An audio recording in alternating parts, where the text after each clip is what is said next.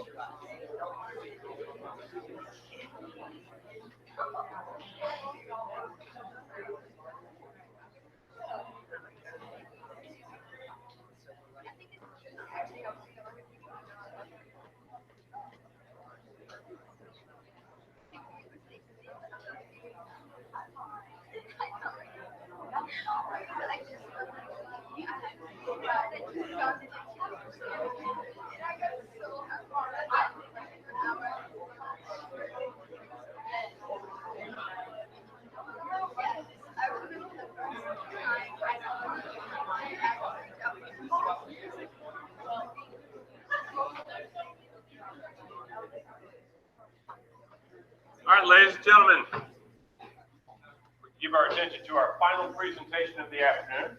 We're going to be hearing about energy drinks. And we're going to hear from the con first. Please give them a warm welcome.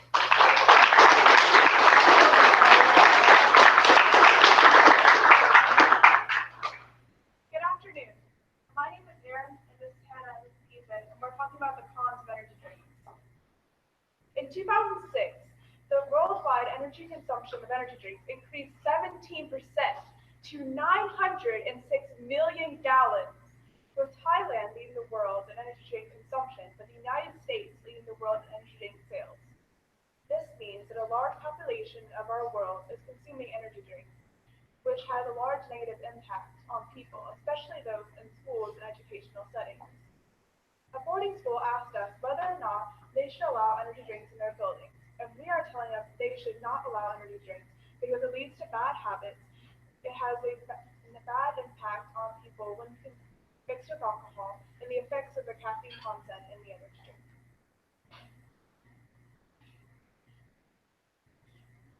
Good afternoon. I'm Danny. I'm Megan. I'm Adriana. Currently, energy drinks are a growing and debatable topic in many schools around the country. To start, this $50 billion industry was first created in Austria in 1987. Red Bull, the first energy drink, took only a few years to grow its business outside of Austria and to move on to the United States. The U.S. is where the drink sales peaked because of its appeal to many people around the nation, especially students. Ever since, the energy drink business has only been thriving. A little over 500 different brands of energy drinks appeared on the market in 2006 alone. In 2009, a study was completed on a group of students pertaining to energy drinks.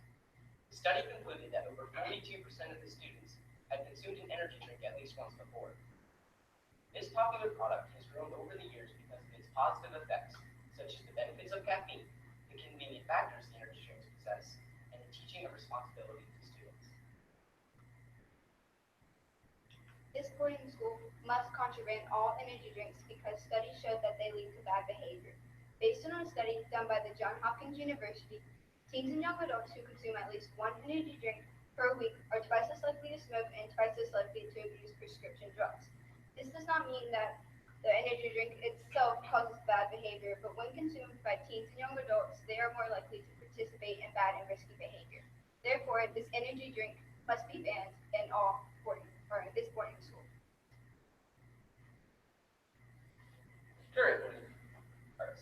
The main ingredient in energy drinks, caffeine, can serve many different beneficiary purposes to the consumer. One clear example includes caffeine's ability to stimulate a person's brain for a period of time without any major side effects. This can help students concentrate while in school and focus on studying and homework outside of school.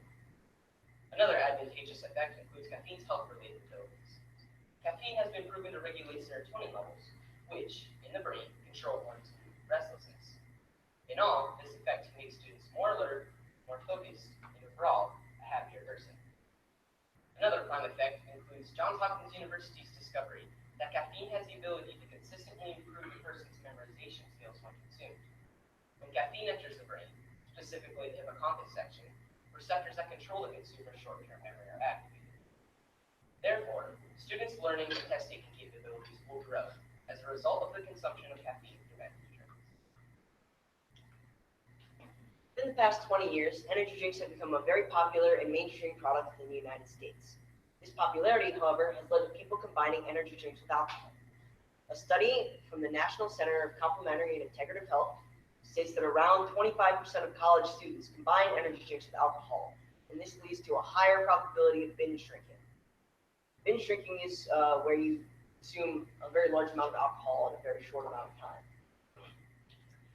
This is causing college students to drink more than they already were, which can lead to dangerous health problems, including damage to the liver and a higher chance of cancer in the mouth, throat, and esophagus. For these reasons, energy drinks should be banned in all schools.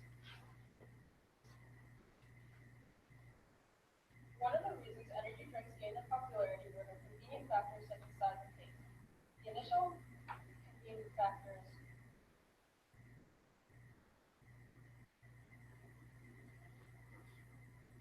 today, the most popular energy drink, Red Bull, costs $1.75 and has 80 milligrams of caffeine, while the average cup of coffee that is espresso based costs $2.45 and has 64 milligrams of caffeine.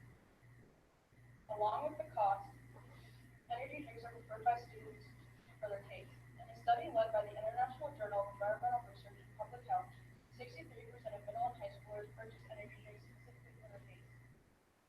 In all, energy drinks are a convenient source of energy for students at a public school.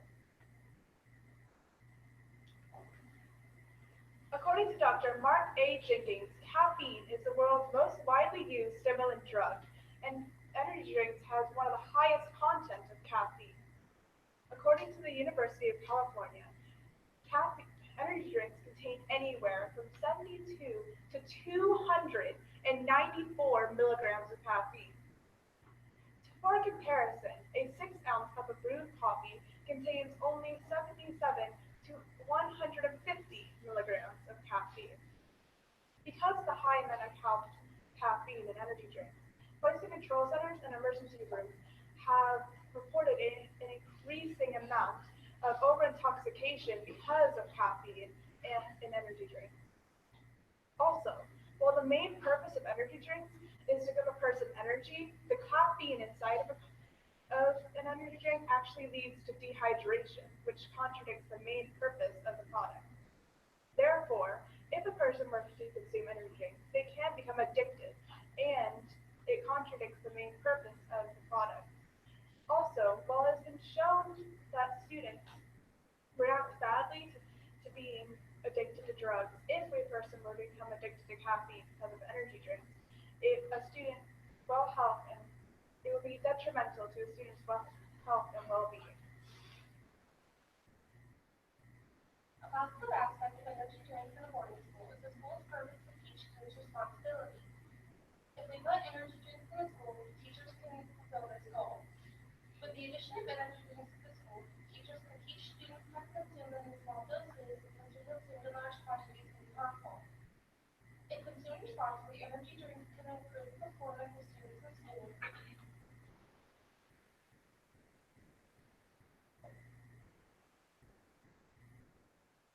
Also, energy drinks can help students stay awake from jobs in school as it starts early in the morning and ends in the afternoon.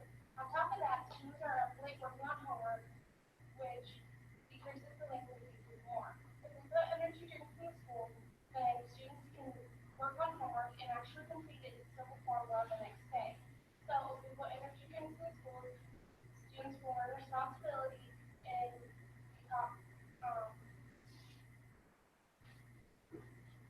perform well in school, which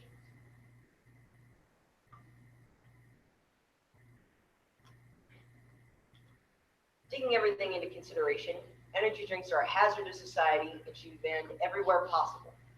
They lead to dangerous health effects, including a higher risk of cancer and an increase in possibility of addiction to caffeine and alcohol. Not only that, it leads to bad habits, including smoking and drug abuse.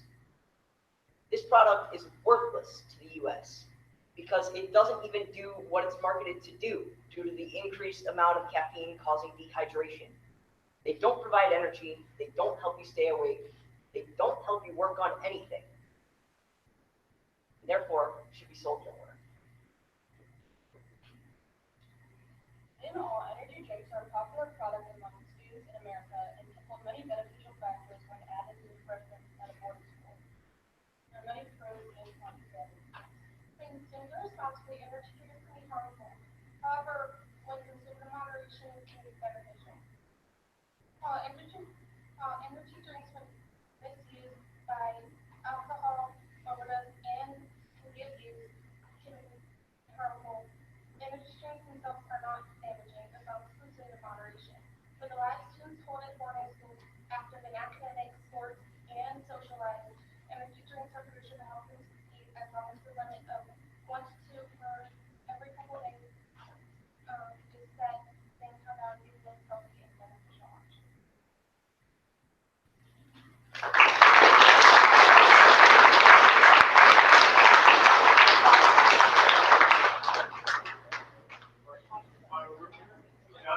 Yes. I have a question for the con group.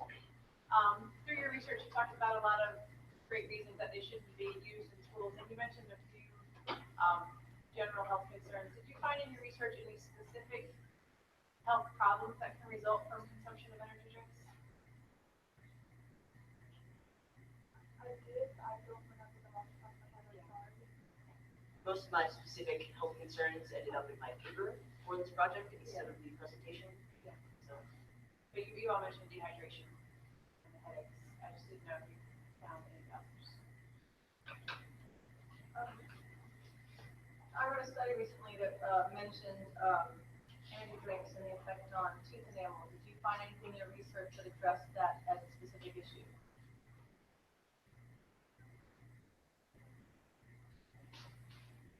And then I had a question. You talked about limiting to 1 to 2 drinks per day was a reasonable amount. Did any of you in your research come across the actual number of average energy drinks consumed per day by teens? Well, for us, many energy drinks, as we said before, it ranges in caffeine and ingredients. Now, some energy drinks contain up to 3 serving sizes, whereas others contain 1. So, with my information, I don't think there is generally a specific amount that students should drink. I think that it's good, especially with caffeine content, then I might have not used the same study in my paper because it said they use 2 to 3 servings sometimes of caffeine.